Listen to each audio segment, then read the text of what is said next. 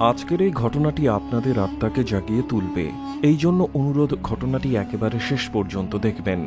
একজন ব্যক্তি হত্যা করে ফেলেছিল, আর এটা দেখেছিল শুধুমাত্র দুটি কবুতর, আর কোনো সাক্ষী সেখানে উপস্থিত ছিল না। আর এই ঘটনার কিছুদিন পর সাক্ষী হিসেবে সেই কবুতর সেই খুনির বিরুদ্ধে সাক্ষী দিল।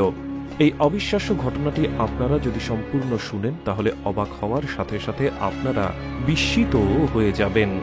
আজকের এই ভিডিওটিতে এমনই একটি ঘটনা আমি আপনাদেরকে বলতে চলেছি, যেখানে খুনি ব্যক্তির বিরুদ্ধে কবুতরগুলো সাক্ষী দিয়েছিল, আর সেই সাক্ষীর কারণে সেই খুনি ব্যক্তির সাজা হয়েছিল। প্রিয় বন্ধুরা, চমৎকার এই ভিডিওটি না টেনে একেবারে শেষ পর্যন্ত দেখতে থাকুন। তো চলুন শুরু করা যাক।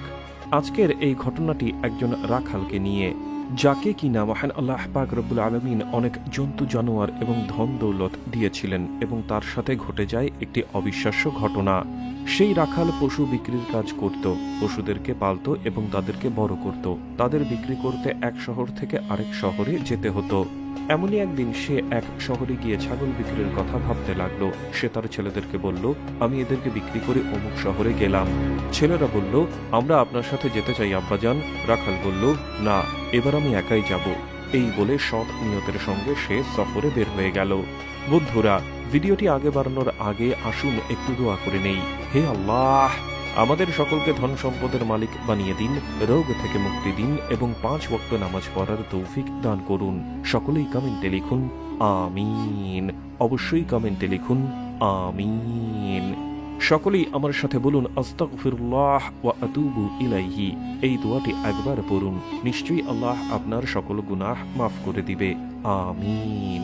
আরেকবার বলুন আস্তাগফিরুল্লাহ ওয়া আতুবু ইলাইহি। আমি অনুরোধ করছি, আপনি হিন্দু হন কিংবা মুসলিম, অবশ্যই ভিডিওটি না টেনে শেষ পর্যন্ত দেখুন, এবং সকলেই এই ভিডিওটিতে একটি লাইক দিন। 2 সেকেন্ডের মধ্যে এই ভিডিওটিতে একটি লাইক দিন। এখনো লাইক না দিলে ভিডিওটিতে লাইক দিন। সেই ব্যক্তিটি ওই শহরে অনেক দিন ছিল। সেখানে বসে একটি বড় বাজারে সে ছাগলগুলোকে বিক্রি করে ভালো টাকা আয় করলো। এবার সে বাড়ির উদ্দেশ্যে তাড়াতাড়ি রওনা হলো। সে বাসায় ফিরছিল, এমন সময় সেখানকার ডাকাত বুঝতে পারলো যে এই লোকের কাছে অনেক টাকা আছে, তাই আমি একে লুটপাট করতে চাই। তাই সে পুরো রাস্তা রাখালের পিছু নিতে লাগলো। যখন সে বিশ্রাম নিতে একটি গাছের নিচে বসে, তখন সেই ডাকাত তার উপরে হামলা করে ডাকাত তার গলায় ছুরি ধরে বলে, তোমার কাছে যা আছে সব দিয়ে দাও। লোকটি ভয় চিৎকার করতে থাকে, এই আশায় যে যদি কেউ তাকে বাঁচিয়ে নেয়, কিন্তু সেই জায়গায় তার চিৎকার শোনার মতো কোনো লোকই ছিল না। তাই সে সব টাকা ডাকাতকে দিয়ে বলল, এবার আমাকে যেতে দাও। ডাকাত বলল, আমি তোমাকে এখন মেরে ফেলবো। রাখাল বলল, তুমি তোমার সব টাকাই নিয়ে নিয়েছো, এবার আমার জীবনের সঙ্গে তোমার কি শত্রুতা? আমার ছোট্ট ছোট্ট ছেলেমেয়ে রয়েছে। অতঃপর সেই রাখাল ডাকাতের কাছে অনেক সময় ধরে কাকতি মিনতি করতে লাগলো, কিন্তু ডাকাত তার কোনো কথাই শুনল না।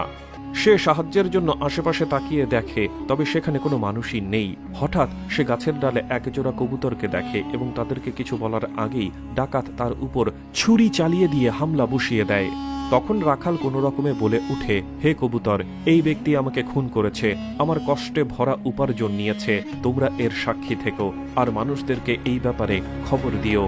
এরই মধ্যে ডাকাত তাকে মেরে রাস্তার মধ্যে ফেলে দিয়ে চলে যায়। সে ভাবতে লাগলো যে নির্বাক এই পাখিগুলো কি আর করবে, তারা তো আমাকে চিনেই না যে আমি কে, আর না তারা কথা বলতে পারে, তারা কি আমার বিরুদ্ধে সাক্ষী দেবে। এদিকে রাখালের পরিবার তো তার চিন্তায় মরিয়া হয়ে উঠেছিল। বাবাকে ফিরতে না দেখে বড় ছেলে বাবাকে খুঁজতে সেই শহরে পৌঁছে যায়। সেখানে গিয়ে সে জানতে পারে তার বাবা সেখানে কিছুদিন আগে অবস্থান করেছিল, এবং সবগুলো ছাগল বিক্রি করে সে ভালো আয় করেছে। ফিরতি পথে একটি নির্জন রাস্তায় সে ডাকাতের কবলে পড়ে, এবং তার সমস্ত টাকা ছিনিয়ে নিয়ে তাকে মেরে ফেলে রেখে চলে যায়। তাকে এই শহরের কবরস্থানে কবর দেওয়া হয়েছে। ছেলেটি অনেক কান্না করতে লাগে, কেননা সে তার বাবাকে অনেক ভালোবাসত। এরপর সে শহরের কাজীর কাছে গেল এবং জানতে চাইল এটা কিভাবে হলো। সে বলতে লাগলো, আমার বাবা তো এখানে ব্যবসার উদ্দেশ্যে এসেছিলেন, পথিমধ্যে কেউ তাকে মেরে তার টাকাগুলো নিয়ে যায়। টাকার কষ্ট নেই, কিন্তু তাকে মেরে ফেলেছে, এটা অনেক কষ্টের বিষয়। এভাবে আপনার শহরে এসে কাউকে মেরে ফেলবে, আর আপনারা তাকে ধরতে পারবেন না। কিন্তু কাজী তার কোনো কথাই শুনল না। তাই সেই ছেলেটি তার বাবার বন্ধুর কাছে যায়, যার কাছে তার বাবা ছাগল বিক্রি করেছিল। তারা বলল যে হ্যাঁ, এটি সত্য যে তোমার বাবা অনেক টাকা জমা করেছিলেন আর সেটা নিয়ে তিনি একাই বাড়ি ফিরে যাচ্ছিলেন, কিন্তু এখন কে সাক্ষী দিবে? সে তো একা ছিল, তার সঙ্গে যদি কেউ থাকতো তাহলে হয়তো তাকেও সে মেরে ফেলতো। তাকে নির্মমভাবে হত্যা করা হয়েছিল। ছেলেটি এরপর বাড়ি ফিরে আসে। কিভাবে সে তার মাকে এইসব ব্যাপারে জানাবে? সে তার মাকে বলল, মা, এইভাবে অপরিচিত কেউ আমাদের বাবাকে মেরে ফেলেছে। আমি জানি না সে কে, তার সাথে থাকা তার টাকা নিয়ে তাকে হত্যা করা হয়েছে। আমি এখন সেই কবরস্থান জিয়ারত করে এসেছি যেখানে তাকে কবর দেওয়া হয়েছে। এই কথা শুনে তার মা অজ্ঞান হয়ে পড়ে। তার জ্ঞান তো ফিরেছিল, তবে কোনোভাবেই সেই খুনির খোঁজ পাওয়া যাচ্ছিল না। ছেলেটি ভাবতে লাগলো যে কিভাবে তার বাবার বিচার করবে। একদিন সে মসজিদে নামাজ পড়তে গেল এবং সেখানে একজন মৌলভী সাহেব ছিল। মৌলভী সাহেব তাকে চিন্তিত এবং কান্নারত অবস্থায় দেখে জিজ্ঞেস করেন, বাবা, তোমাকে এত চিন্তিত দেখাচ্ছে কেন, আর তুমি এইভাবে কান্না করছো কেন? এরপর সে মৌলভী সাহেবকে পুরো ঘটনা খুলে বলে। সে বলে যে আমার বাবাকে কে যেন মেরে ফেলেছে। আমি বুঝতে পারছি না যে কে আমার বাবাকে নিঃশব্দে মেরে ফেললো। শহরের কাজেও এই ব্যাপারে কিছুই বলতে পারছে না। সাক্ষী দেওয়ার মতো কেউ নেই। মৌলভী সাহেব বললেন, আল্লাহর ওলি অবশ্যই আল্লাহর তরফ থেকে জানিয়ে দেবেন যে কে তার বাবাকে মেরেছেন। সে খুবই খুশি হয়ে বলল, আপনি কি আমাকে সেই আল্লাহর ওলির কাছে নিয়ে যেতে পারবেন? মৌলভী সাহেব তাকে সেই আল্লাহর ওলির কাছে নিয়ে গেলেন।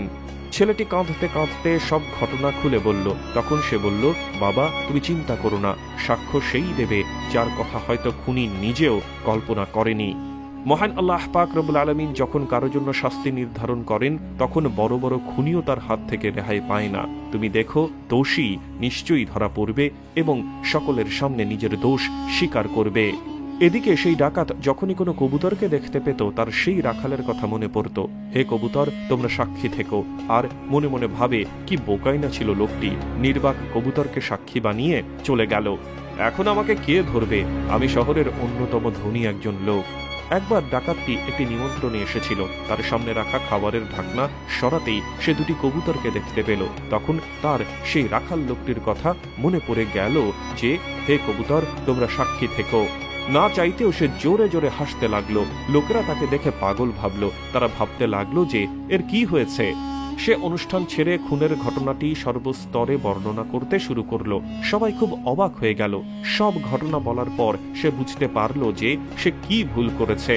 যে ব্যাপারে সে বছরের পর বছর ধরে লুকিয়ে রেখে এসেছে, আজ সেটা সে নিজেই সবার সামনে নিয়ে এসেছে। কাজী যেখানে হাত গুটিয়ে নিয়েছিল, সেখানে সে নিজেই এটা স্বীকার করে নিল। কিন্তু ততক্ষণে এটা অনেক দেরি হয়ে গিয়েছিল। কামান থেকে গোলা বের হয়ে গিয়েছে। সকলের মাঝে এই কথাটি ছড়িয়ে পড়ে গেল। কাজী তৎক্ষণাৎ সেই ডাকাতকে গ্রেফতার করে আমন্ত্রিত সকলকে সাক্ষী দেওয়ার কথা বলে। সাক্ষ্য পেশ করা হলে ডাকাত নিজেই অপরাধ স্বীকার করতে বাধ্য হল। এরপর তাকে ফাঁসির আদেশ দেওয়া হলো। ফাঁসি কার্যকর করার আগের দিন তার সঙ্গে তার বউ বাচ্চা দেখা করতে আসলো। তার বউ বলতে লাগলো, এতদিন যাবৎ তুমি যেই কথা গোপন করে রেখেছিলে, যা তুমি আমাকে পর্যন্ত বলনি, এতদিন পর তুমি তা কেন পেশ করলে? সে বলতে লাগলো, আমি তো জানি না আমার মধ্যে কি হলো। আমি সেই সব বলে ফেললাম যা আমি বলবো না বলে কসম করেছিলাম। পরের দিন তাকে দেখতে অনেক লোক জমা হয়েছিল। তাদের মধ্যে সেই রাখালের ছেলেও ছিল। সে জানত যে খুনি ধরা হয়েছে এবং তার ফাঁসি কার্যকর করা হবে। তার মানে আল্লাহর ওলি যা বলেছিল তাই হয়েছে।